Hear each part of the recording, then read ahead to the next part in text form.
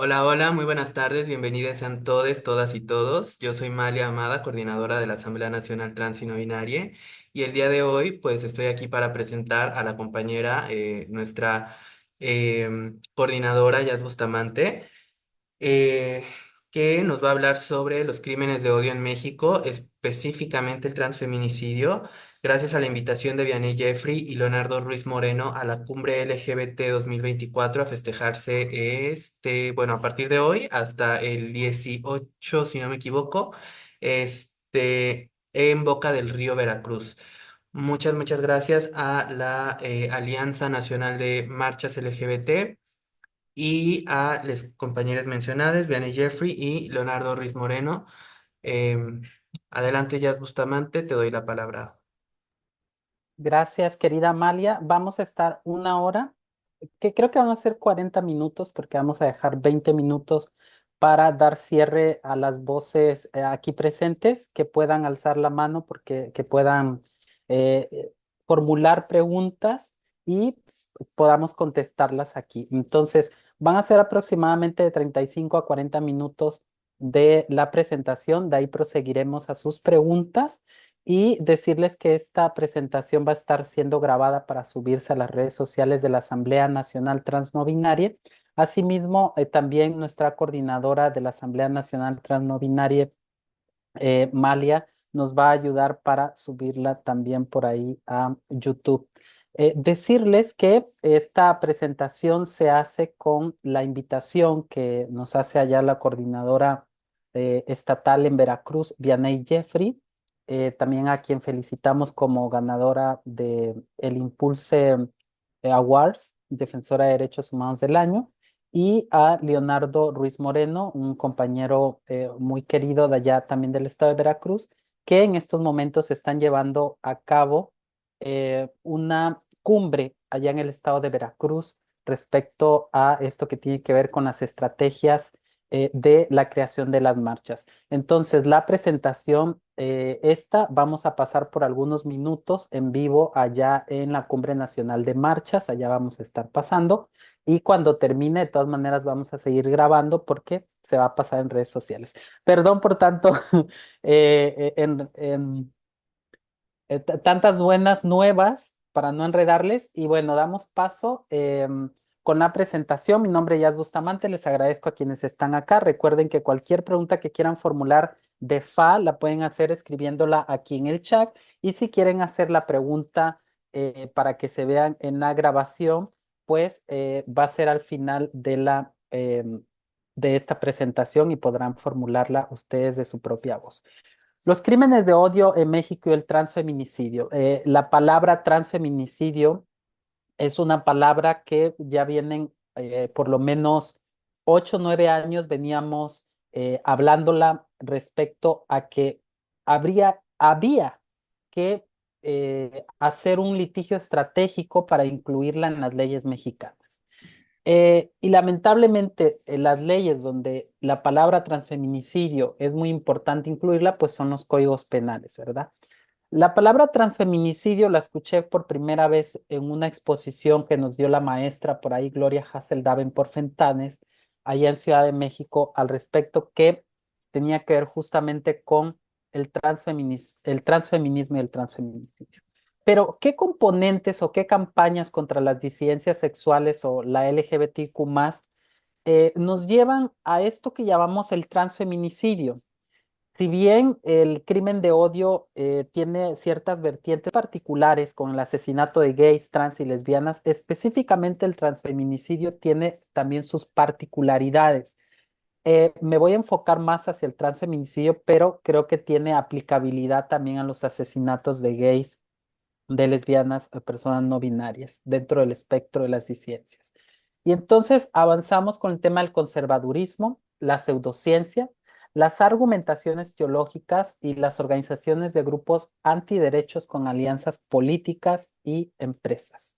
La filtración de, por ahí, muy conocida de Wikileaks sobre hasta oír de Citizen Go respecto a que el yunque mexicano estaba siendo financiado por organismos de ultraderecha internacionales, Fue algo que lo sacamos un año antes, varios colectivos en España y en México, y hay un antes y un después cuando Wikileaks, porque nos reafirma que había una estrategia a nivel mundial con respecto a la agenda antiderechos. La siguiente, por favor, querida Mali. Y entonces nos vamos con esto que fue como que el preludio a lo que hoy conocemos como la llamada ideología de género. ¿Cómo se inició esto de la invención falaz llamada esta teoría, la ideología de género? Es una visión adoptada, hay que tenerlo claro, por grupos conservadores para rechazar políticas a favor de las personas de las disidencias sexuales. Están en contra de la identidad de género, de la educación sexual integral, de los derechos sexuales y reproductivos, del reconocimiento de la diversidad sexual y, por supuesto, específicamente hay una campaña muy grande con el tema del aborto y el tema trans, que es lo que más les ha causado eh, tener mayores adeptos. Instauran en la sociedad medias verdades y medias mentiras para defender sus posturas, pero debemos de tener muy en claro que la ideología de género no existe. La educación sexual va más allá y la educación sexual hay que impartirla tanto a padres e hijos a partir de qué? De la ciencia, eliminando creencias u opiniones o conjeturas personales. La siguiente, por favor. Y entonces nos vamos como partiendo de la pirámide de los prejuicios o la pirámide del odio. La base de muchos de los crímenes de odio, por eso decimos que el preludio a los crímenes de odio es em, un, ahorita se me olvidó el nombre, un discurso de odio. Un discurso de odio es el preludio a un crimen de odio porque es un prejuicio. Los prejuicios están aquí en la base de la pirámide, ¿no? Todos los prejuicios. Entonces, esos prejuicios van escalando, escalando esos discursos de odio tan normalizados en Twitter o X, que se llama hoy en día, en Instagram, en Facebook, en TikTok, son en realidad el preludio a más ataques violentos, tanto físicos como psicológicos, a incidentes individuales de prejuicio, la segregación y la discriminación, la violencia basada obviamente en el prejuicio y lamentablemente el genocidio. La siguiente, por favor. Entonces partamos aquí que todo comienza con un principio, que es el prejuicio. ¿Cómo se inicia esto del hate crime o los crímenes de odio? Iniciaron por ahí del 98 en Wyoming, en Estados Unidos, cuando entró en vigor, hasta el 2009, lamentablemente, en Estados Unidos, por impulso de Nancy Pelosi y Barack Obama, el tema de los crímenes de odio, ya como una sanción punitiva. México, lo que se conocía anteriormente con el Distrito Federal, ocurrió en el 2012, la causa orientación sexual e identidad de género de las víctimas. El tema de las causales agravantes, que es el antesala de lo que hoy modernamente conocemos como el transfeminicidio, que es el asesinato específico de las personas trans, hay que recordar que todo inició como el crimen de odio traído del hate crime de allá de Estados Unidos, pero que abarcaba el asesinato de gays, trans, lesbianas y todo el espectro de las personas LGBTQ+. Tenemos por ahí ciertas discrepancias respecto a si, que lo veremos un poquito más adelante, si es importante hablar solamente de transfeminicidio o de hablar de crímenes de odio y desagregar la información a la hora de recabar los datos. Ahí es un tema muy complejo que tenemos ciertas dudas, pero eso lo abordaremos más adelante. ¿Cuáles fueron los estados que le prosiguieron? En México fue Coahuila y Campeche, le prosiguieron en sus códigos penales. ¿Y qué es un crimen de odio? Básicamente es un delito contra una persona o contra un grupo específico en donde la víctima es intencionalmente seleccionada por las características acá descritas, que es la raza, la etnia, la nacionalidad, el género, la religión, la identidad de género, expresión de género, orientación sexual o alguna discapacidad. Em, y lamentablemente y no, en México ya tenemos ciertas definiciones jurídicas de cómo debería de considerarse un crimen de odio. Un crimen de odio debe de tener ciertas causales agravantes específicas Y cuando dicen, no es que mataron a esa trans y le dieron 20 balazos, le quitaron la peluca y arrojaron su cuerpo en la vía pública, pero la persiguieron le dieron balazos con arma de fuego. Tal vez fue porque no quiso pagar piso, tal por X o por Y, pero no, no fue un crimen de odio. Entonces hay que tener claro que es un crimen de odio. Tiene que estar implicado el odio, la hazaña, la alevosía o la ventaja o el abuso sexual e incluimos identidad de género u orientación sexual de las víctimas. ¿Qué quiere decir esto? Que incluye identidad de género, personas trans, orientación sexual, personas gays y lesbianas.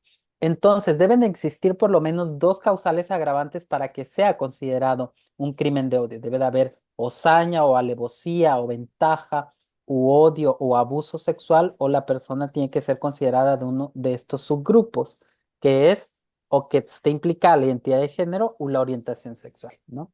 Entonces, la siguiente, por favor. ¿Qué sucede cuando hay un crimen de odio cometido contra las personas de las disidencias sexuales? En Veracruz hicimos desde 2012 para 2013 que iniciamos con el diagnóstico de crímenes de odio sobre identidad de género, orientación sexual y expresión de género. Nos salieron unas estadísticas muy particulares que se las compartimos en varias escuelas de allá de México incluso con varias organizaciones. Y que es el 60% de las víctimas trans, de mujeres trans, ejercían el trabajo sexual, de las víctimas asesinadas. El 89% de las víctimas conoció a su agresor en alguna red social. El 72% de las víctimas había convivido más de una ocasión con su agresor. El 40% de las víctimas trans terminaron en la fosa común. Solo el 25% de los casos de personas LGBTQ+ son denunciados ante las autoridades correspondientes. Esto obviamente cuando dice denunciados es de que siguen la investigación, porque cuando se comete un homicidio por ley, el Estado tiene que abrir una carpeta de investigación. Solo el 5% continúa el debido proceso, en ocasiones desisten por la engorrosa burocracia, el estigma o prejuicio de las autoridades que imparten justicia, ¿no? El 91% de los casos se encuentran en impunidad. La siguiente, por favor. Procedimientos y seguimientos. Las fiscalías tienen poco conocimiento a la hora de aplicar las causales agravantes por orientación sexual o identidad de género de las víctimas. Los peritos casi nunca conocen del tema, no existe el debido proceso de diligencia para clasificar correctamente, hace falta un protocolo de actuación del tipo penal en las causales agravantes, las familias casi nunca tienen asesoría legal adecuada y sensibles del tema para dar acompañamiento con las autoridades. En muchos de los casos, las familias, al no tener una relación interpersonal afectiva con la víctima, no acuden a dar seguimiento ante la fiscalía. En muchos casos, ¿qué quiere decir? Que en muchos casos la familia, porque no tiene una relación, porque rompieron los lazos fraternales con esa hija, ese hijo, ese sobrino, esa sobrina, esa tía, ese tío, eh, desisten de la investigación y dicen, no, no pasa nada, y ahí que se quede lo que sea, ¿no? Pues ya se fue. ¿Por qué? Porque no había una relación. Las fiscalías LGBTQ+ o áreas de diversidad sexual o en Fiscalía General, los estados casi nunca tienen la expertise de organizaciones civiles de manera permanente o consultiva propuestas por unidades especializadas. Por ahí creamos un proyecto muy interesante hace algunos años que les decíamos que se deberían de crear áreas especializadas de consultoría, donde las fiscalías generales de cada estado tuvieran una área de consultoría y asesoría, donde las partes expertices fueran organizaciones LGBTIQ+ o colectivos. Porque las personas que hemos dado o damos en algún momento acompañamiento en el tema de los crímenes de odio, somos las personas más sensibles en estos temas y ayudamos a los peritos en muchas de las cosas y a referirse correctamente a las víctimas. Entonces, ese proyecto era muy interesante porque les decíamos, en cada estado debe de existir una área de consultoría, aunque sea honorífica, aunque no nos paguen porque hacemos mucho ya de por sí ese trabajo, le decimos, ya lo hacemos, pero ese lugar honorífico luego migró a un proyecto más grande donde unas compañeras y compañeros trabajamos de crear unidades especializadas o jefaturas especializadas LGBTIQ+, donde la estructura no son más de 10 personas, no le cuesta mucho dinero al Estado, y esa estructura trabajan específicamente el tema de las disidencias sexuales o LGBTQ+. Y hay algunos proyectos de éxito, como el que está liderando el compañero Luis Guzmán en Jalisco, por ejemplo. En Guadalajara creo que es un proyecto de éxito, es una jefatura. En Veracruz propusimos una unidad especializada, que ahí está el proyecto, lamentablemente se ha metido en el Congreso varias veces, una o dos, y eh, no se ha aprobado. Creo que en Puebla hay una fiscalía especializada, en Ciudad de México también y por ahí otras, pero creemos que unidades especializadas son la vía para atender esto de los crímenes de odio y los transfeminicidios, por supuesto, porque las unidades especializadas no solamente estarían trabajando el tema de lograr la justicia del caso, de ya del crimen de odio de la víctima y de alguien asesinado o asesinado, sino también una área específica de esa estructura para la prevención. Y creo que la prevención es un tema que poco se trabaja en general en las autoridades mexicanas y la prevención es parte vital para bajar estas cifras de crímenes de odio. La siguiente, por favor. ¿Qué desafíos y qué retos tenemos? Las leyes reglamentarias. Hace rato hablaba la compañera Diva Cassandra, por ejemplo, de que está creando un protocolo. Siempre estamos los activistas, perdón porque voy a decir, sonar muy arrabalera como veracruzana, siempre estamos chingando y chingando que queremos y queremos cosas y que hacemos el protocolo de actuación para que sepan cómo darnos pre, que vamos a hacer el protocolo de salud para que en el INSS sepan cómo meternos un cotonete por el culo, que vamos a hacer el protocolo de actuación para las fiscalías, siempre estamos Ya, trabajando un basta. chingo y recibiendo pura ñonga, perdón. Bueno, qué felicidad, ¿no? Que nos dieran aunque sea eso, pero ni siquiera eso. Pero las leyes reglamentarias en realidad no hace falta mucho que hacerles. Hacemos tantos protocolos, pero por ejemplo el tema de las fiscalías, en realidad solamente hay que nutrir uno o dos capítulos en el protocolo de actuación cuando se investigan los homicidios, por ejemplo, que es muy similar al protocolo de feminicidio y lo tiene casi todos los estados de la República. Y nada más hay que agregarles un capítulo donde diga, a ver, un crimen de odio es aquel que tiene estas causales agravantes, posibles causales agravantes: odio, saña, alevosía, ventaja, abuso sexual, orientación sexual, identidad de género de víctima. ¿Qué es la orientación sexual? ¿Qué es la identidad de género? ¿Qué es la expresión de género? Y entonces, eh, ¿dónde es encontrado el cuerpo de la víctima? ¿En la vía pública? ¿Es encontrado en la casa de la víctima? ¿Qué implicaciones tiene cuando encuentras el cuerpo en la vía pública? ¿Fue en la casa de la víctima? ¿La víctima conocía a su agresor? Y es muy similar al tema del feminicidio, pero con uno o dos capítulos ya ahí lo tenemos. ¿Qué ocurre? Que siempre queremos hacer protocolos y más protocolos. Y las autoridades luego, para callarnos tantito, decir, ay, ya me tienen harta esta. Ya me cerraron otra vez Insurgentes, ya me cerraron la calle allá en Colima, en Veracruz, en Puebla. Y entonces, pues nos dicen y lo aprueban, pero la realidad es que no se le da seguimiento a esos protocolos, siendo sinceras y sinceros. Pero entonces, si se aprueban el protocolo de actuación de homicidios, que es el protocolo general que deben de aplicarlo sí o sí, y que ya está ahí en un párrafo, el tema LGBTQ+, le agreguemos el tema de las causales de crímenes de odio, sería más fácil. Pero bueno, ese ya es otro tema que podemos ahondarlo en otra ocasión. Entonces, las reformas de ley de telecomunicaciones, que es aquí el tema preventivo. Tenemos que incentivar la no discriminación, la prevención y las sanciones más severas de los actos de discriminación, sí, pero deben de ir acompañadas con el tema preventivo. Entonces, si no aprobamos alguna ley reglamentaria en el tema de telecomunicaciones, va a ser muy complejo que logremos avanzar en estos temas. Entonces, yo creo que es fundamental que estemos viendo por otras miras. Sí, debemos de sancionar a quienes discriminen en, en algún programa en vivo un conductor, una reportera, un reportero, sí, pero más que castigarles o punitivamente, que una sanción punitiva, obligarles a que se capaciten y trabajar el tema preventivo. Antropología forense, lo hablamos con unas compañeras, por ejemplo, allá en el estado de Puebla, en Jalapa, Veracruz, con varias antropólogas feministas. Debe de haber antropología forense en temas de diversidad sexual. Es fundamental la visión de los antropólogas, las antropólogas y los antropólogos, donde la visión de que el asesinato de una mujer trans, de un hombre trans, de una persona no binaria, de un hombre gay, de una mujer lesbiana, tiene ciertas especificidades y está implícito el odio, la hazaña, la alevosía y la ventaja.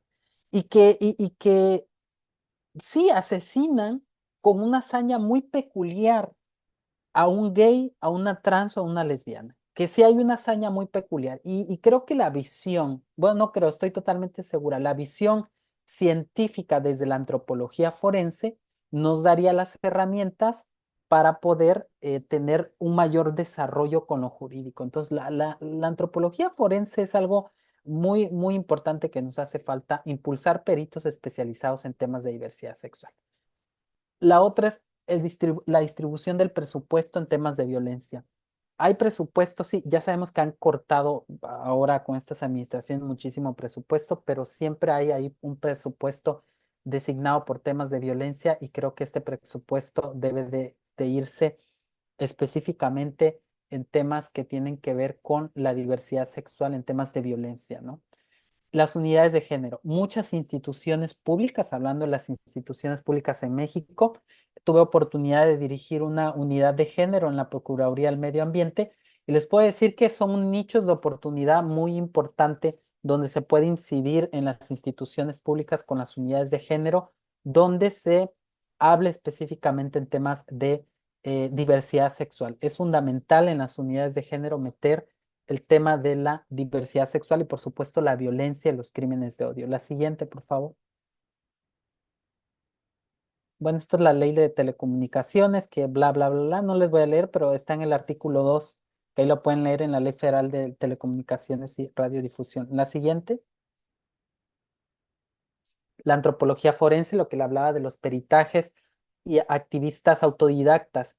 Hay muchísimos activistas en Chiapas, he tenido oportunidad de convivir en Puebla, en Estado de México, Ciudad de México, Veracruz, allá en Baja California, muchos activistas autodidactas que tienen una información que vale oro. Y eso serviría muchísimo en investigaciones de antropología forense para los peritajes. Por ejemplo, nosotras cuando sacamos el tema de los diagnósticos decían, pero es que ¿para qué quieres recabar cuántos asesinatos hay y eh, cómo les asesinan? Eso es muy cruel, te estás aprovechando de las víctimas. Le decíamos, no, porque nos va a dar la pauta para decirles, miren, esto está ocurriendo y esta cifra nos arroja esto, esto y esto. Y así fue, a los 3 años logramos la reforma en el Código Penal en Veracruz, luego allá en Puebla, ayudamos con compañeros de Sinaloa, luego de otros estados allá en Oaxaca. Pero obviamente esto ocurrió a través de que hubo una interconexión con los otros activistas, de que hubo un juego bueno, no un juego, de que hubo un activismo donde se estuvo trabajando de la mano con los pares. Entonces hay muchos activistas autodidactas que tienen información muy importante. Entonces a nosotros nos sirvió el diagnóstico que creamos para crear reformas de ley, pero en otros estados las estadísticas les sirvió para cambiar el tema en lo local, en su cabildo, a otros para crear unidades especializadas o jefaturas. Creo que las estadísticas nos dan la pauta, nos da la oportunidad para generar cambios eh, em, con las instituciones públicas que tengan mayor impacto. Las fosas comunes y la antropología forense. El espectáculo del terror empezó a hacerse cotidiano. Los familiares empezaron a encontrar fosas clandestinas casi a diario y se dieron a la tarea de hacer las investigaciones que el gobierno no había podido o no había querido hacer. Los familiares de los desaparecidos se han convertido en investigadoras forenses autodidactas. Han aprendido un nuevo lenguaje especializado sobre pruebas genéticas de ADN, exhumaciones, antemortem, postmortem, etcétera. Cada organización ha creado su propia base de datos sobre nombres, edades, lugares de desaparición, vestimenta y detalles. Pero los familiares no han dado solo, no han estado solo en las búsquedas. Una generación de jóvenes de arqueólogos y antropólogos físicos especializados en culturas mesoamericanas han sido acompañados por algunos antropólogos sociales, y ahí pongo ahí el link en antropología jurídica. Son las mujeres trans quienes en su gran mayoría sus cuerpos no son reconocidos por ningún familiar y terminan en la fosa común. Y son muchos los casos al estar en ciudades donde llegaron huyendo de la violencia, donde nadie ahí sabe su identidad jurídica o su identidad social, em, o con vida y lamentablemente no pueden llevarse el cuerpo porque si no eres un familiar primigenio, en muchos de los estados de la República Mexicana, no te entregan el cuerpo. Entonces, ¿por qué hablo de esto, del espectáculo, el terror y de la antropología forense y de estos familiares que comenzaron a hacer bases de datos de pruebas genéticas?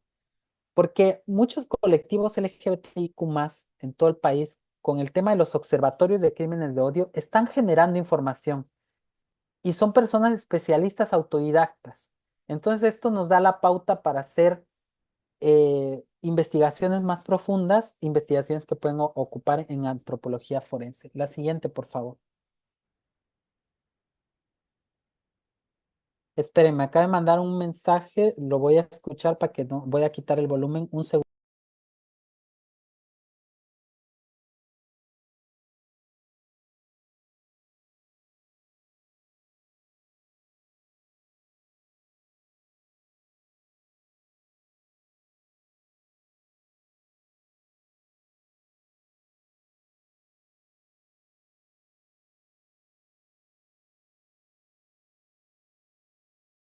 Perdonen, es que estamos en vivo. Así son estas cosas.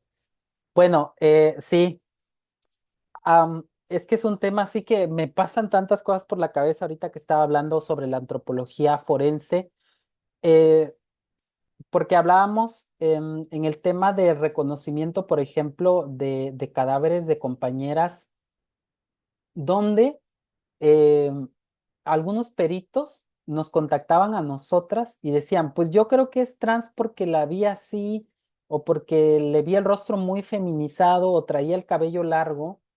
Em, y entonces es muy importante, bueno, ese era un perito gay que teníamos de amistad, o tenemos allá en Veracruz, uno en Ciudad de México y uno en Puebla, donde hay peritos de la comunidad LGBTIQ+, que nos avisaban cuando llegaba el cuerpo de un chico o gay o de una mujer trans o de una mujer lesbiana.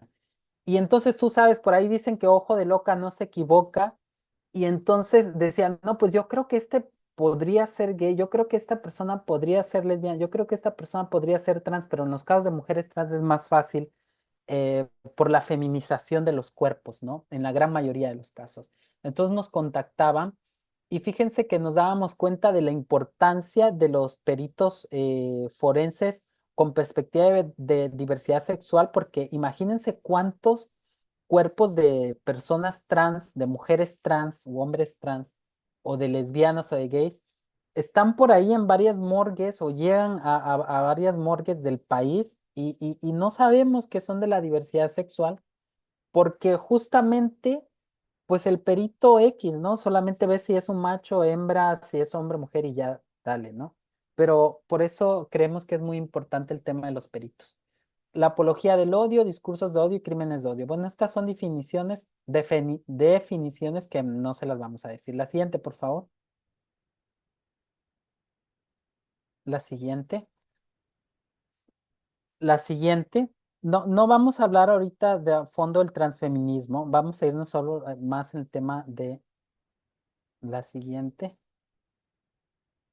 La siguiente. Aquí, creo que esta es muy importante, que es la agnotología. Fíjense que hablaba hace un rato, ¿no? De los discursos de odio, ¿no? Que son la antesala de los crímenes de odio. Y creo que hablar de agnotología es muy importante porque la agnotología es un estudio, el estudio de la ignorancia o duda. Y aquí los grupos ultraconservadores Lo vemos ahora con la estrategia que le hicieron a Trump. Son especialistas en difundir agnotología, que son medias verdades y medias mentiras.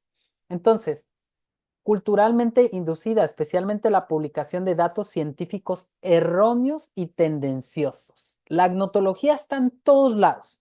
Ustedes van a ver por ahí, dicen, las personas trans están acabando con con las infancias. Quieren obligar a los niños a consumir, a niñas y niños a consumir hormonas y cambiarles el sexo desde pequeños.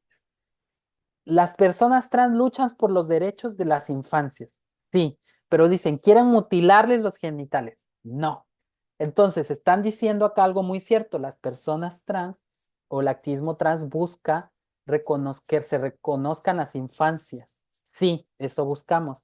Pero acá dicen, buscan hormonizar y mutilar a los infantes. Eso no. Agnotología es eso. Inician con una verdad, sí, eso es verdad, buscamos el activismo trans, el reconocimiento de las infancias, pero en el segundo párrafo dicen que buscamos que les mutilen los genitales y hormonizarles, y eso no es cierto. Entonces, eso es la agnotología, medias verdades y medias mentiras. El término fue acuñado por Robert Proctor, profesor estadounidense de Historia de la Ciencia y la Tecnología en la Universidad de Stanford. De forma más general, el término hace referencia a los casos donde cada vez más común que un mayor conocimiento de un tema resulta que tenga más dudas que el comienzo. Fíjense, que el conocimiento de un tema resulta que tenga más dudas que al comienzo.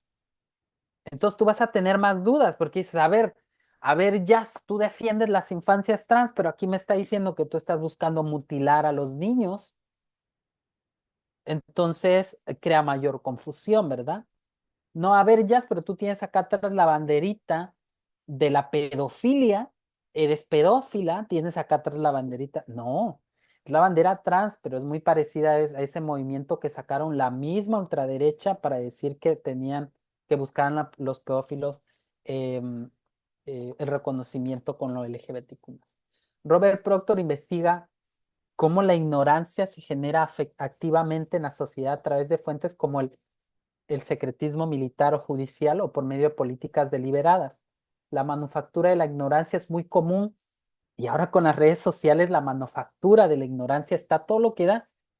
Por ahí hay estudios que más del 70 a 80% de la información en redes sociales es agnotología o es fake, o totalmente falsa o es agnotología, medias verdades y medias mentiras. Eso es terrible. Entonces, como en el caso del calentamiento global o la teoría de la evolución, o los terraplanistas, por ejemplo, que siguen poniendo en dudas a algunos colectivos como si no se tratara de verdades científicas. La siguiente, por favor. Y entonces aquí vemos unos casos muy particulares en México. Por ejemplo, les puedo decir el caso del partido feminista de Vox cuando dicen que se une contra la ley trans que consideran peligrosa y anticonstitucional. Un partido feminista uniéndose a Vox. Ocurrió. Lo vimos con las Brujas del Mar en México, ¿no? Cuando aparte yo eran mis amigas, porque además tuve un acercamiento muy particular con Brujas del Mar. Algunas fueron mis amigas o conocidas, no amigas. Y cuando me dicen, es que son transfóbicas, no lo son, no lo son. Y cuando digo, ok, lo son, y se me fueron con todo, hasta me hicieron hilos completos, ¿no? Cuando denuncié cosas de Arusi que pasaron muy personal otras amigas, y se hizo un rollo por ahí, ¿no? Y comenzaron a sacar agnotología, medias verdades y medias mentiras, porque sabían cosas de mí hasta cierto punto, pero sacaban medias verdades y medias mentiras. La policía queer censura, denuncias y cancelación. La alianza de Arusi Hunda con Lidia Falcón de España, ¿no? El partido feminista. Como es que hubo una interconexión desde el otro lado, ¿no? La teoría, la mal llamada ideología de género la trajeron y el movimiento TERF, trans exclusionario, el movimiento antitrans que lo traen de España los españoles de las británicas y se salta hacia acá América Latina, ¿no? Entonces, seres de luz, compañeras y compañeros, compañeres, la agnotología es esto, medias verdades, medias mentiras. Esto es la agnotología. Entonces, creo creo que es muy importante que entendamos el tema que tiene que ver justamente con la agnotología, porque nos está afectando muchísimo la agnotología. Lo vemos también con la agenda TERF, ya no solo con la agenda que tiene que ver con lo antitrans, sino también con el tema de los crímenes de odio, las políticas anti-drag, por ejemplo, que están migrando de allá a Estados Unidos, que ya están en México, aprobadas ahí en un municipio de Nuevo León. Eso va a ser en todo el país, no solamente en Nuevo León, es un plan que tiene y que con la ayuda del Imperio Yanqui ya por allá va. Pero ya ese es otro tema. La siguiente, por favor.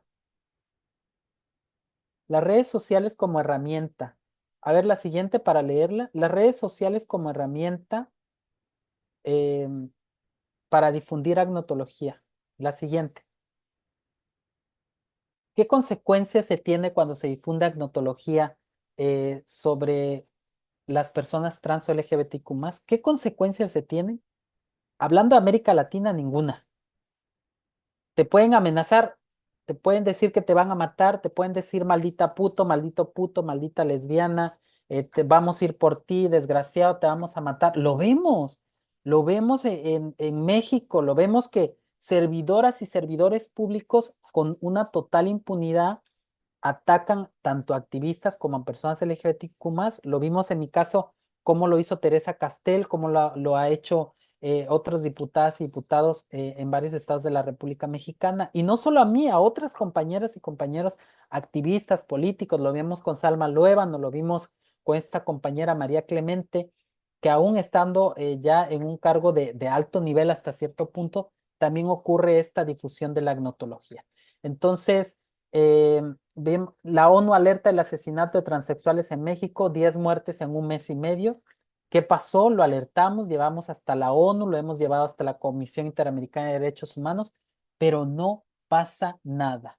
Estoy dispuesta a dar mi vida porque cambie un poco el país, dice Yad Bustamante, pues podrían matarme y los asesinatos seguir ocurriendo. Me mandaron a otro estado, a otra ciudad del país y los asesinatos siguen ocurriendo. Y no solo a mí, a varias compañeras y compañeros que siguen lamentablemente ocurriéndoles este tipo de actos de barbarie, de ataques. ¿Por qué? Por alzar la voz. Entonces, ahora alzar la voz tenemos que hacerlo con cierta metodología y con precaución. La siguiente, por favor. Contra el borrado de mujeres, el nombre de la colectiva, ofrecemos 1,000 pesos por cada transo que le arrojen ácido. Y esto lo vemos muy normal, ya se ha normalizado.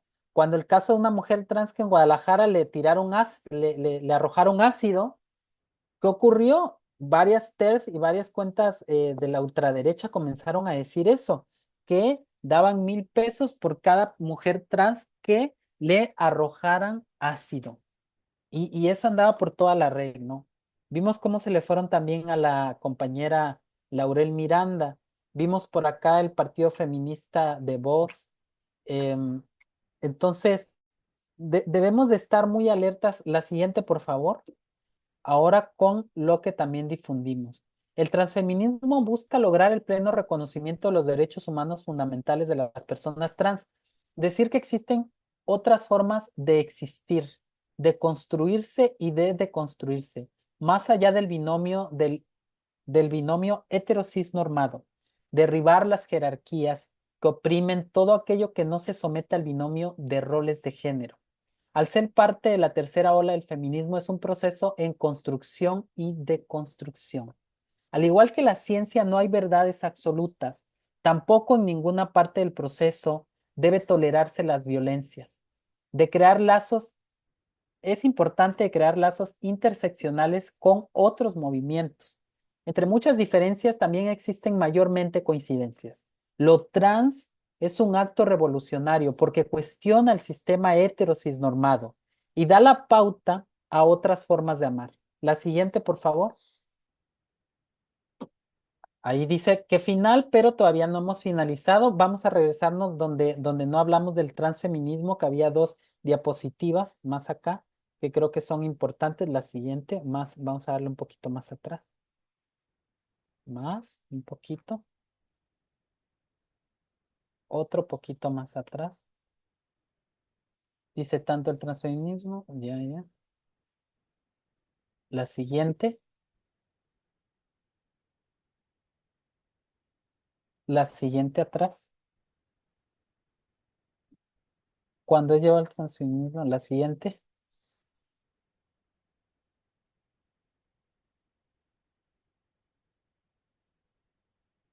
Ahí donde estaba, no más para atrás. Estamos en vivo, perdonen eso. Más atrás, donde estábamos en el tema de, cuando recién comenzamos, el tema de la antropología forense, porque creo que eso es fundamental. Exacto, ahí. Una más abajo, otra. Ahí está.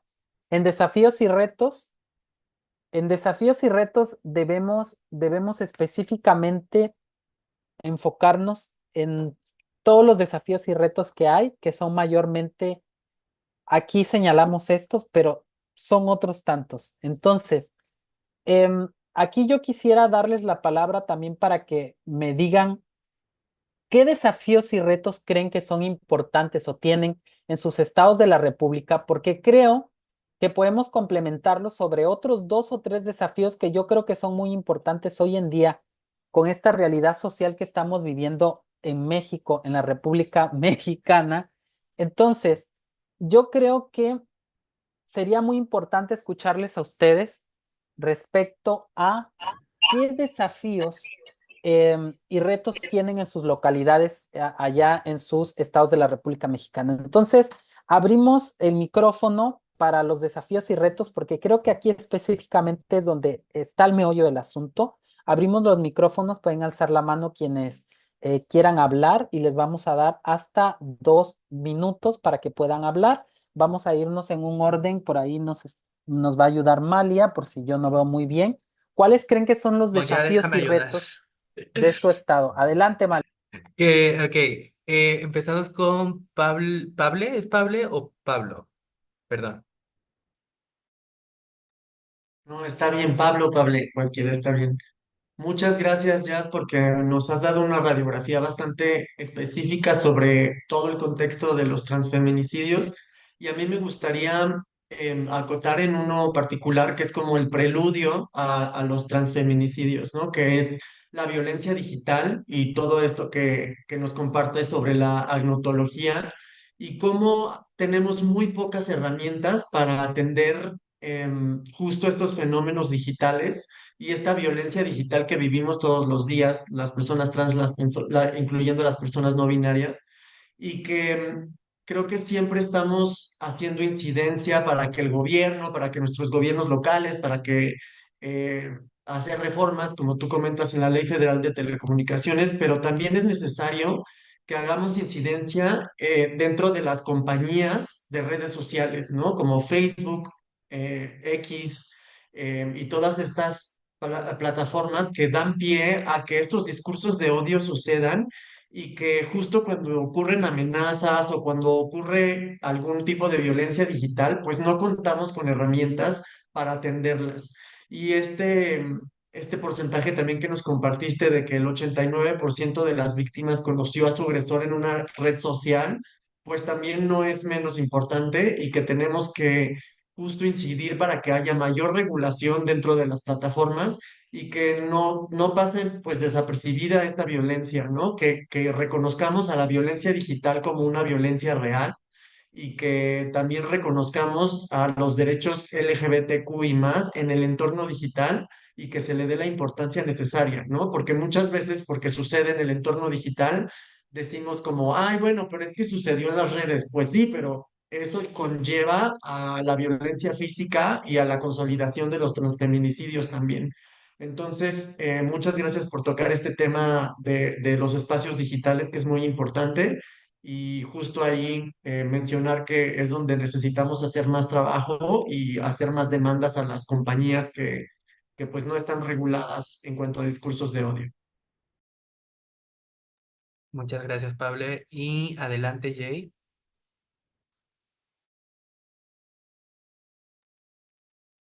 Hola, hola, buenas tardes a todas, todos, todos.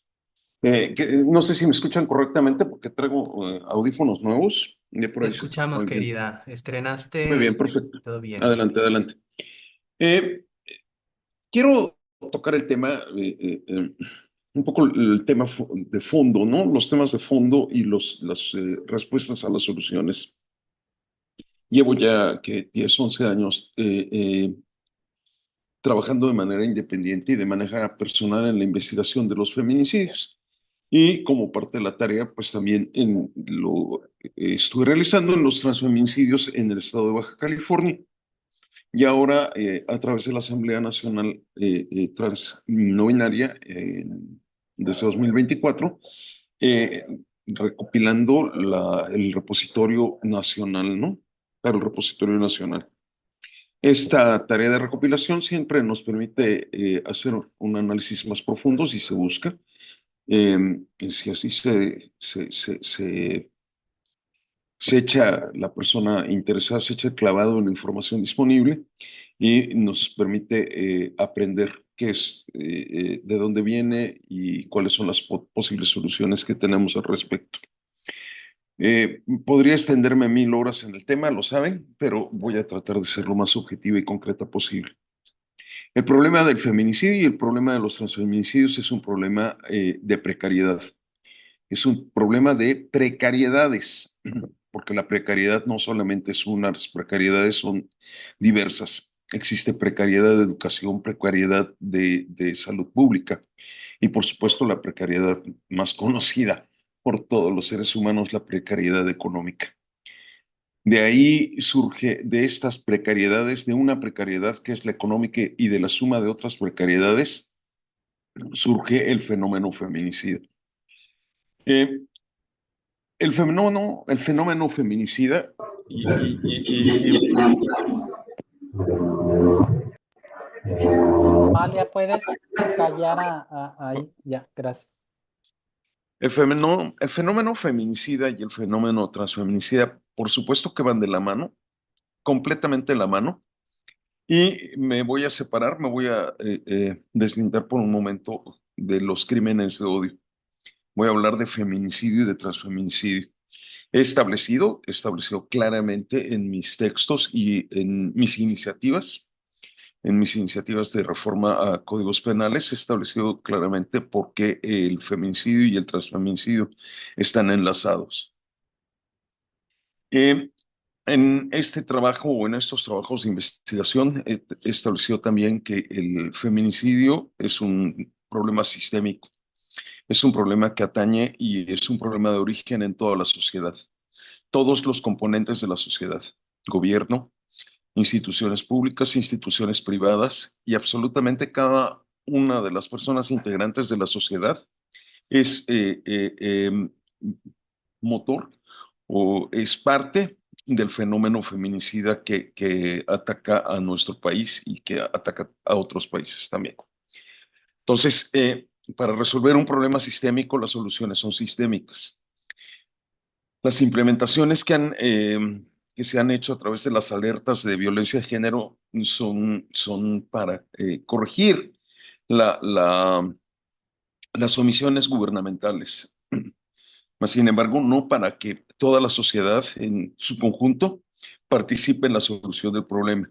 Yo veo y sigo viendo que la única manera de resolver y de contrarrestar la violencia feminicida en este país es a través de una solución sistémica, de una solución que, eh, en la que se comprometan absolutamente todos los componentes sociales. Por otra parte, me parece que una de las soluciones al problema, lo señalaste reiteradamente tú hace un momento, ya es el tema de la capacitación, es el tema de la enseñanza. La única manera de contrarrestar la ignorancia, pues es enseñando, es creando los espacios y es organizándonos para desarrollar espacios que tengan mucha más audiencia que la audiencia que tienen actualmente nuestros espacios. Necesitamos trabajar de manera mucho más sólida y de manera mucho más práctica y de manera mucho más globalista en el concepto de tener y de crear espacios de capacitación pública. Y básicamente es lo que en resumen puedo aportar y que he adquirido durante los años que llevo trabajando con el tema de feminicidio y transfeminicidio. Por supuesto, tengo cientos de datos, tengo dos iniciativas fallidas, a ver si esta segunda deja de ser fallida para el Congreso de Baja California, y se han utilizado mis textos para desarrollar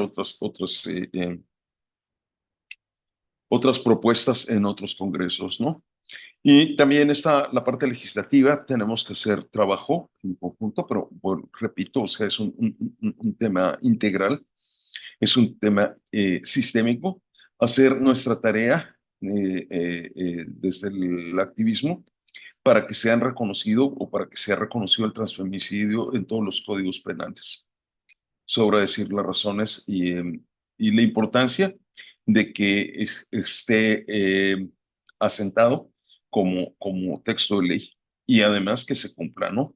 O Un sea, que la minuto, ley querido. que la ley no solamente esté en el derecho, sino que la ley esté en el hecho. Es cuanto por mi parte. Muchísimas gracias. Muchas gracias y perdón por la interrupción. Adelante, Diva. Ay, me siento como en Disneylandia con tantos amores que tengo de todo esto que nos atañe.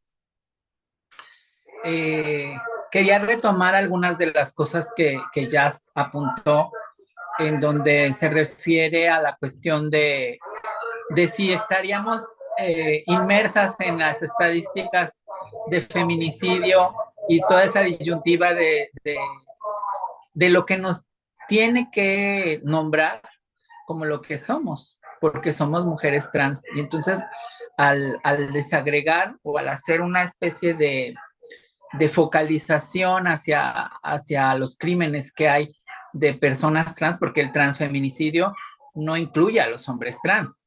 O sea, es transfeminicidio porque mataron a una mujer trans, es un transhomicidio si matan a un hombre trans, y especificar y hablar y categorizar en ese sentido los rubros que son necesarios para poder tener estadísticas fehacientes, porque es lo que no tenemos.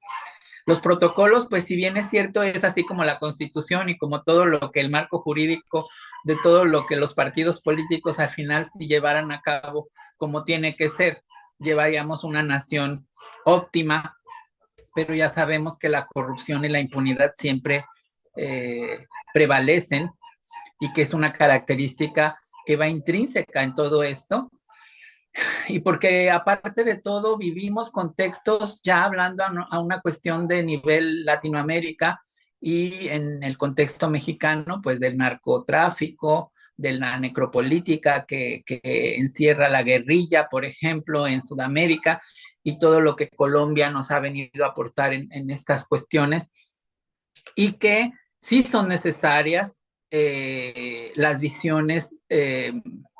Yo anteponía, ahora que empezó también ya a hablar de esa cuestión de cuando las trabajadoras sexuales le decían si tú ni tetas tienes, etcétera, etcétera, ese menosprecio que hay, eh, esa endodiscriminación que es muy desconcertante de repente entre nosotras mismas, eh, y que al momento de identificar a alguien que no tiene voz, a alguien que, por ejemplo, nada más porque había un abanico de la bandera gay junto al cuerpo, que ya asuman que era una persona gay, etcétera, etcétera. Eso se me hace espeluznante porque de repente, pues, hay un tutelaje también de repente con respecto a como las niñeces, ¿no? Que sabemos perfectamente desde cuándo empezamos a sentir y a saber quiénes somos y que tenemos que vivir el mandato social de que nuestros padres todavía tienen poder sobre nosotros, y es eso mismo que el feminismo ha venido luchando desde esa subrogación, desde seguir siendo vejadas, ¿no? Y sometidas desde lo heteropatriarcal. Entonces, se me hace tan interesante todo esto, pero sobre todo con respecto a la cuestión de lo que mencionaba ahorita ya y me viene a la mente ahorita algo como lo que acaba de ocurrir con esta chica allá en justamente Baja California, Daniela García, que pasó 2 meses en el CEMEFO, ¿no? Porque todavía vivimos estas cuestiones que dice ya de que no podemos reclamar el cuerpo si no somos sus familiares directos en algunos lugares, si no tenemos la conciencia de la familia social, si no interponemos estas cuestiones que solamente quienes tienen conocimiento al empaparse de todos estos temas saben, ¿no? Como en el caso en el que tantos cuerpos hemos rescatado y hemos depositado ya sus restos para darles cristiana sepultura en el mausoleo de Casa Tiresias. Y bueno, todo el trabajo también que de repente tiene que ver porque ahí se ve el reflejo de tanta gente que ha ido a parar a la fosa común, porque muchas veces ni siquiera la familia genética ha querido reclamar, aún sabiendo quién es su familia, les vamos y les decimos si no quieren volver a saber de esos cuerpos y de esa gente, o la revictimización que se hace muchas veces también de si llevabas ya una vida como mujer y que te quiten los implantes y que te corten el cabello, como pasa en las series. Eh, pero bueno, agradecerles el espacio y sobre todo estar siempre unidas en todos estos temas para poder avanzar. Ojalá que este protocolo no sea uno más. Ojalá que esta visión que se tiene para poder dar justamente con porque lo que se tiene que decir justamente es que los cuerpos que se están rescatando sean de personas trans y no binarias, porque si no pasarían a un mismo saco y eso no sería justo para poder tener estadísticas y poder hablar de lo que se quiere y de lo que se requiere. Pero pues si nosotras que somos las que tenemos voces, a veces no nos reconocemos entre nosotras, o nos denostamos o decimos, no, tú eres menos mujer porque no tienes chichis, o sea, esas cosas de las que habla ya son son muy ciertas, hay una cuestión muy fuerte y tenemos que derribar todas esas barreras para poder salir adelante de todo este atolladero. Les Muchas agradezco gracias, mucho. querida Diva. Muchísimas gracias. Y gracias, Malia. Pues entramos en vivo en la cumbre. Saludamos a quienes están allá en el estado de Veracruz, de los otros estados. Entramos en vivo. Dice, parece que ha terminado de hablar, por lo que bajaremos la mano. Ok. Ok, entonces vamos a hablar unos minutos porque están allá en la cumbre. Ya esta grabación se va a quedar, no lamentablemente. eh, Gracias a la prevención que tuvimos por ahí con Malia de grabarla, se va a transmitir en YouTube y entonces tenemos toda la exposición completa que la van a poder ustedes ver en redes sociales. Pero como entramos ahorita en vivo en la Cumbre Nacional de Marchas allá con la querida Vianey Jeffrey y con el querido Leonardo Ruiz, vamos a hablar entonces, vamos a matizar respecto a los desafíos y retos. Entonces, ya lo hablamos sobre el tema de las leyes reglamentarias, que debemos de nutrirlas y crear protocolos especializados. Desde ahí estamos bien. Que debemos de tener la participación permanente de las organizaciones, colectivos de derechos humanos a través de un comité consultivo o unidades especializadas, que creemos que esas unidades especializadas o jefaturas para atender los crímenes de odio, pues tienen que estar derivados de ciertas reformas que se tienen que impulsar en cada estado de la República Mexicana. Reformas en la Ley Federal de Telecomunicaciones en incentivar la prevención de la no discriminación y sanciones más severas, pero que estas no sean sanciones punitivas, sino que sean sanciones reparativas. Lo decía por allá muy bien con esto de la iniciativa de transfeminicidio ya en Ciudad de México la compañera Natalia Lane cuando decía, no todo tiene que ser punitivismo, tiene que haber también reparación del daño, y en eso estamos totalmente de acuerdo. ¿Cómo hay reparación del daño con el tema de telecomunicaciones? Que den mayores espacios para temas preventivos en contra de de los crímenes de odio, visibilizar los crímenes de odio, pero también prevenirlos. El tema de incentivar la no discriminación con la prevención es fundamental con una reforma en la Ley Federal de Telecomunicaciones. La antropología forense. Ya vimos por ahí que es una parte fundamental el impulsar peritos especializados en temas de diversidad sexual, porque son estas personas el primer contacto cuando llegan las víctimas que lamentablemente han sido asesinadas y tiene que haber cierta categorización de las víctimas porque hay ciertas particularidades en los asesinatos de personas, en este caso las personas trans o mujeres trans o hombres trans, bueno, también puede haber obviamente gays o lesbianas, lo LGBTQ+, pero específicamente en el tema trans hay ciertas particularidades y la antropología forense es fundamental. Aquí en el tema de la antropología forense creo que es muy importante que tengamos muy claro que la labor que hacen varios activistas desde la creación de diagnósticos de protocolo son insumos que se pueden ocupar para la antropología forense. Hace un rato hablaba Diva y hablaban por acá el compañero Pablo sobre el tema que tiene que ver sobre la prevención del delito o de la discriminación, tomarlo muy en serio el tema de la discriminación en redes sociales y Diva nos hablaba de los protocolos, un protocolo de discriminación que estaba por ahí o que está creando, pero también hablábamos sobre los protocolos de actuación en las fiscalías de los estados, ¿no? Como por ejemplo, esos protocolos muchas veces están ahí, pero no se aplican correctamente o no están donde deberían estar, como los protocolos de actuación, donde hay que agregar ciertos capítulos sobre las causales agravantes en los asesinatos de las personas de las disidencias sexuales. Entonces, creo que aquí es fundamental en el tema de la antropología forense que el insumo de todos estos materiales se comience a profesionalizar llevándolo en estas instituciones como son el tema de la justicia, ¿no? La distribución del presupuesto, que este es un tema que ya lo hemos hablado siempre, siempre hay presupuesto, pero lamentablemente no está bien distribuido. Las unidades de género, se tiene que hablar siempre de temas de diversidad sexual. Las unidades de género son estos organismos creados en las instituciones públicas donde se puede hacer mucho, son pequeños nichos de oportunidad para impulsar temas que tienen que ver con la prevención de todo esto que enmarca aquí, lamentablemente, la violencia. La siguiente, por favor. Vámonos donde están los temas de desafíos en redes sociales. La siguiente. No, creo que era atrás, donde estaban las redes sociales, ¿no? Online y online. Sí, creo que estaba en lo online, offline. Más atrás del transfeminismo, sí, más atrás, más, un poquito más atrás.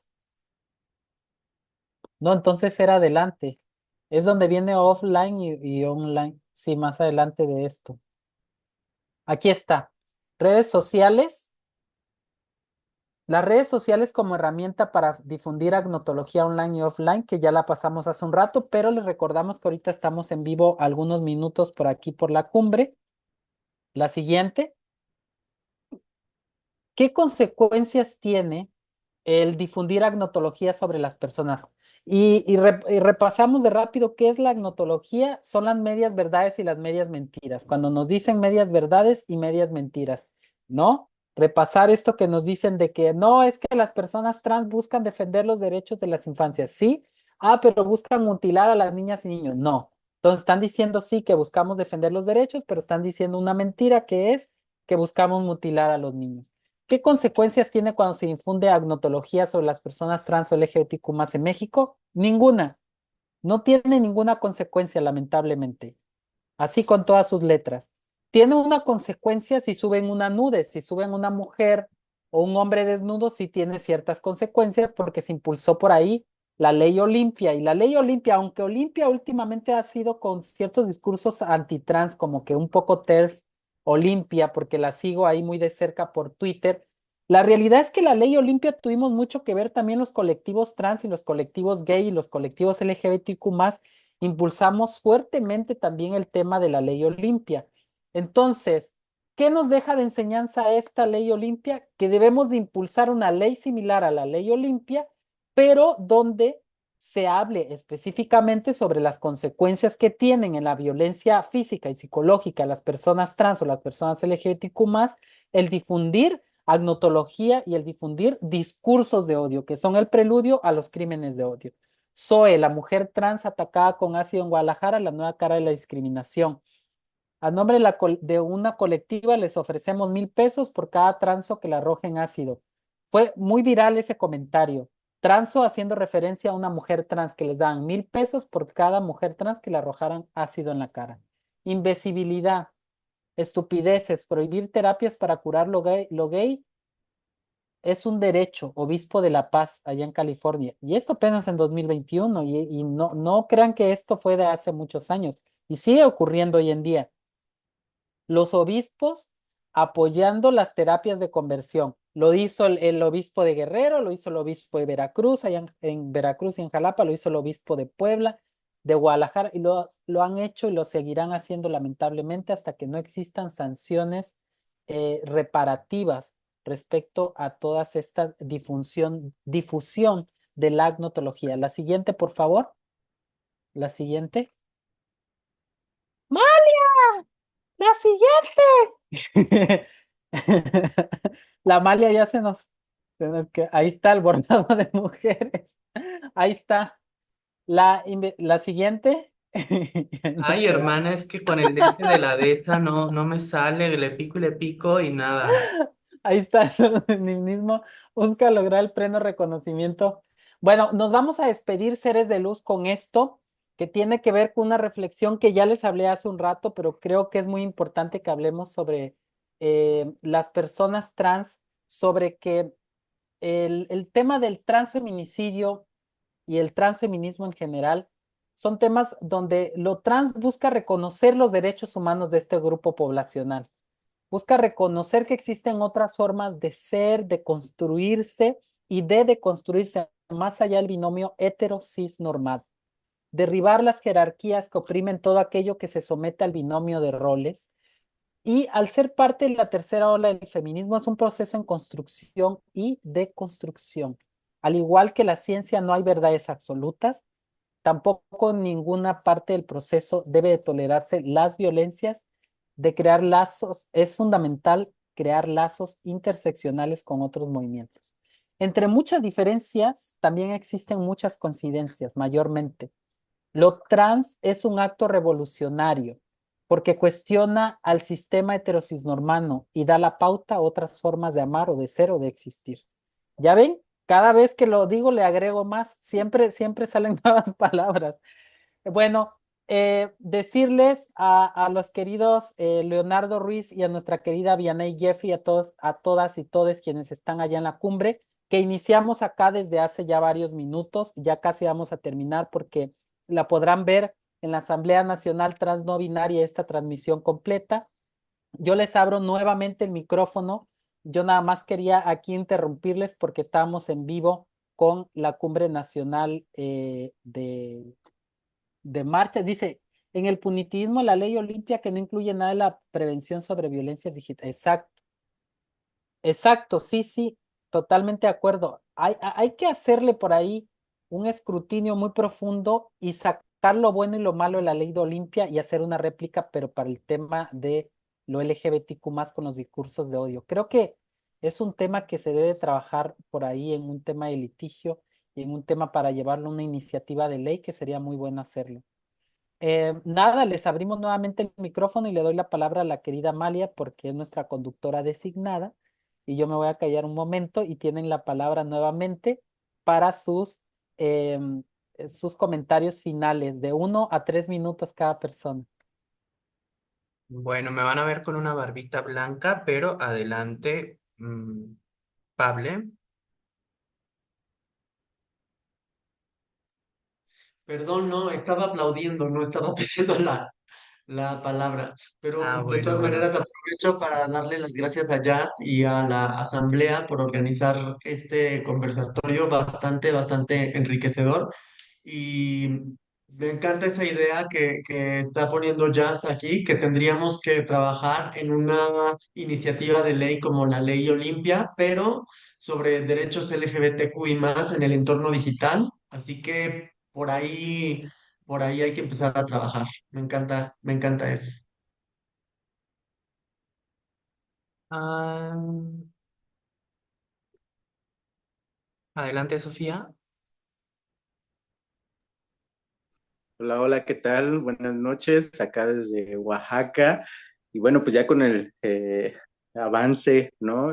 De que estamos también de plácemes, pues está la Vela Mushe, la vela de las intrépidas buscadoras del peligro, que justamente se va a celebrar el día de mañana, pero pues está justamente hoy la regada de frutas y bueno, el domingo la lavada de olla, una festividad que lleva 3 años y que va a ser la primera vez que me toque estar pues presente y ser testigo de ello, aún yo siendo del estado de Oaxaca, y yo creo que justo en ese andar como mujeres trans, como personas, ¿no? De la diversidad sexual, de pronto, justo nos falta, ¿no? Como esa unión, ese reforzamiento, esa empatía, y yo creo que dentro de los desafíos, ¿no? Que comentaban hace un momento, justamente también está esta situación de, pues sí, unirnos, de ser empáticos, ¿no? De pronto, bueno, a nivel personal, este año ha sido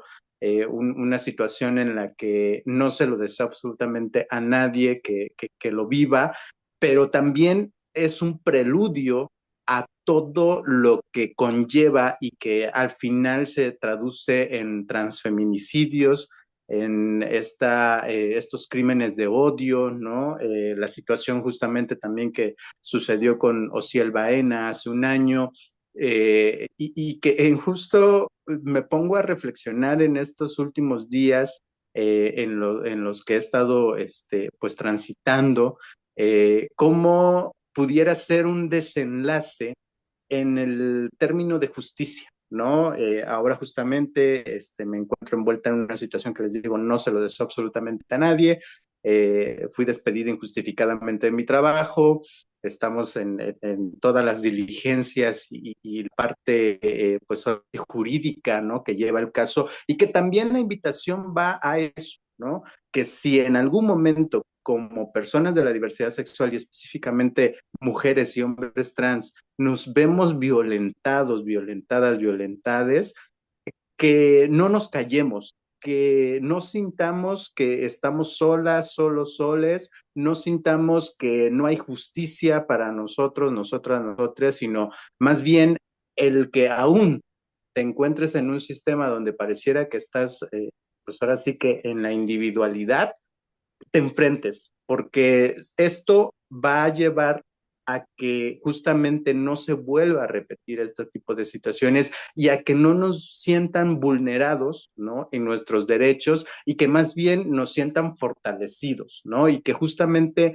en esa unión pues también cuando se haga el llamado de auxilio, el llamado de emergencia en este tipo de situaciones, pues podamos unirnos, ¿no?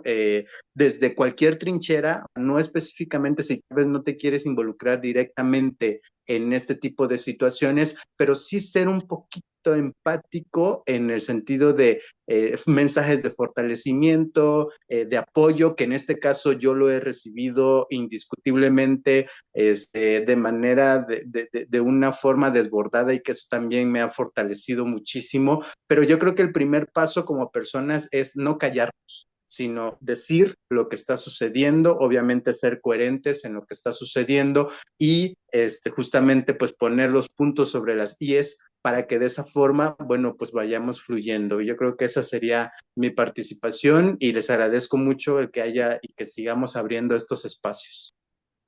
Muchas gracias, Sofía. ¿Alguna otra participación?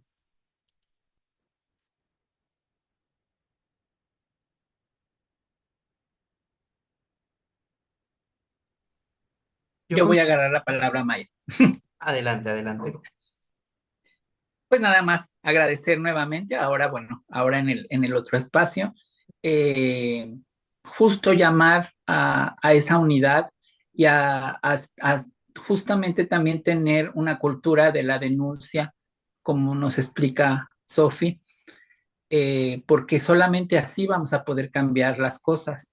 Muchas veces tenemos miedo y no hay manera de cómo prevenir todas esas cuestiones y a veces se revierten al momento de denunciar y de llegar hasta fosas clandestinas y cuestiones ya más extremas, pero que hasta que nos pasa o hasta que lo sentimos de cerca, nos ponemos sensibles y empáticos y entonces debe de existir justamente toda esa sensibilidad que nos debe de agrupar y de que nos debe de indignar, ¿no? Porque, por ejemplo, ya pasó un año de lo de Ociel y ayer veía yo las fotografías que ya borraron por completo de todas las redes y eso no me parece un crimen pasional, eso no me parece de ninguna manera algo que haya ocurrido nada más o porque hayan estado bajo estupefacientes o con una navajita como la que les pusieron entre las manos, porque eso fue una carnicería y todavía nos deben la verdad y la justicia de todo eso. Entonces, agradecerles el espacio, que sea más seguido para que podamos seguir abonando tantas cuestiones y sobre todo que quien pueda ver esta transmisión pueda abonar a todo esto en los comentarios y podamos todavía seguir agrupándonos y seguir fortaleciendo todo esto. Muchas gracias. Gracias a ti, Cassandra. Sobre esto que mencionan de la empatía, yo por ahí tengo algo bien atravesado. He notado que gran parte de nuestra comunidad trans, yo entiendo que nadie nos debe nada, nadie tiene que ser activista salvador ni mucho menos pues de la comunidad. Y al final del día, la única persona a la que le debemos algo es a nosotros mismos. Ya bastante se nos quita como para además tener que darnos.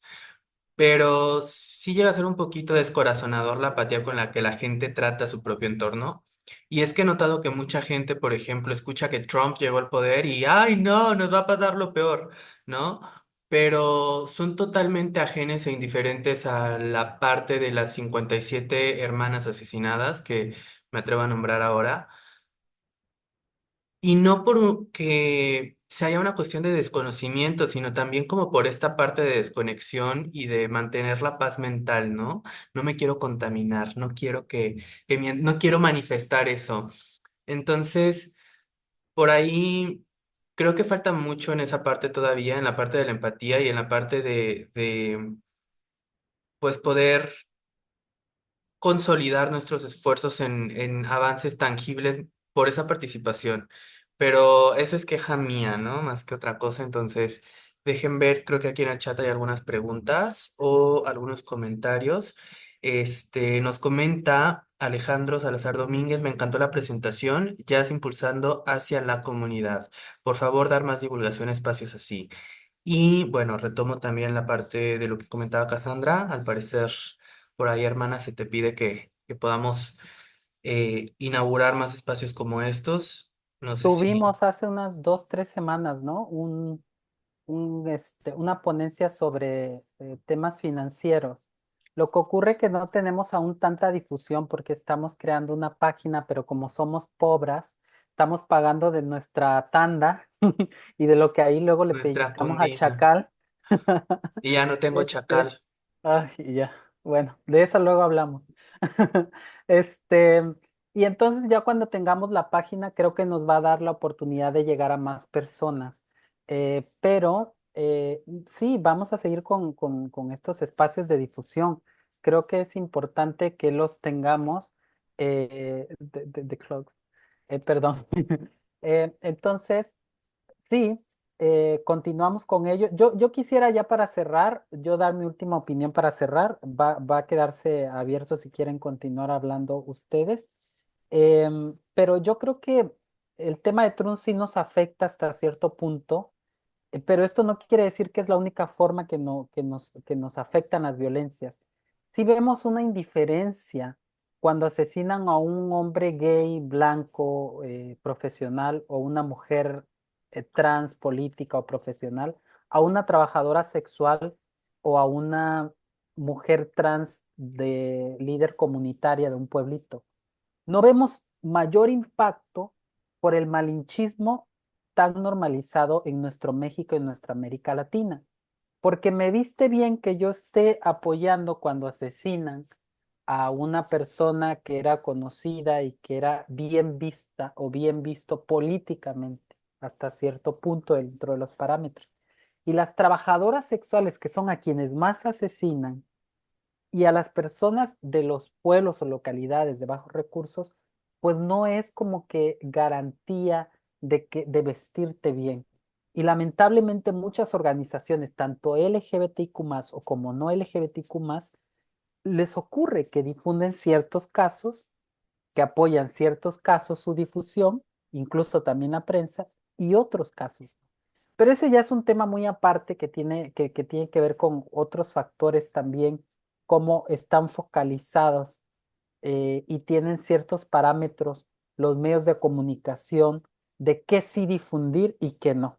Y entonces por eso las leyes de telecomunicaciones, cuando se hable específicamente en temas preventivos y de violencia, ahí estaríamos hablando de, se debe de agregar lo que también políticamente se cree como incorrecto.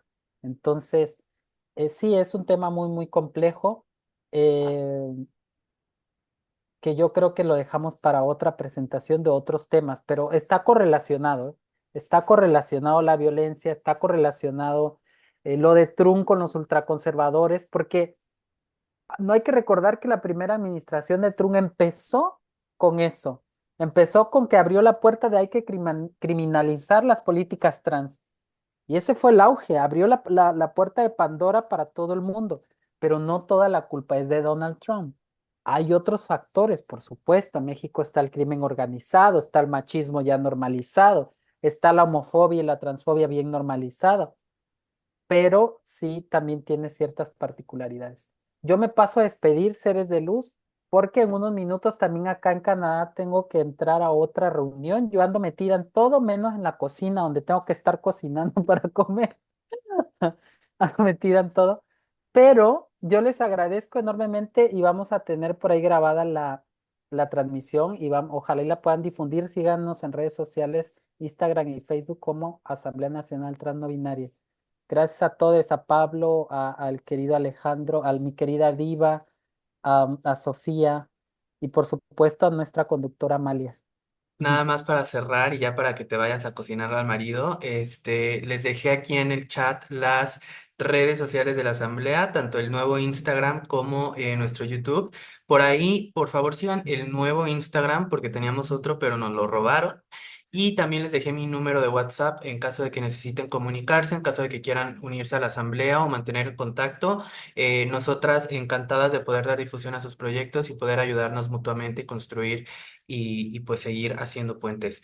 Muchísimas gracias a todos por venir, muchísimas gracias justamente por tus palabras, gracias Pablo, Diva, Sofía, Alejandro, y pues nada, muchísimas gracias, hasta pronto.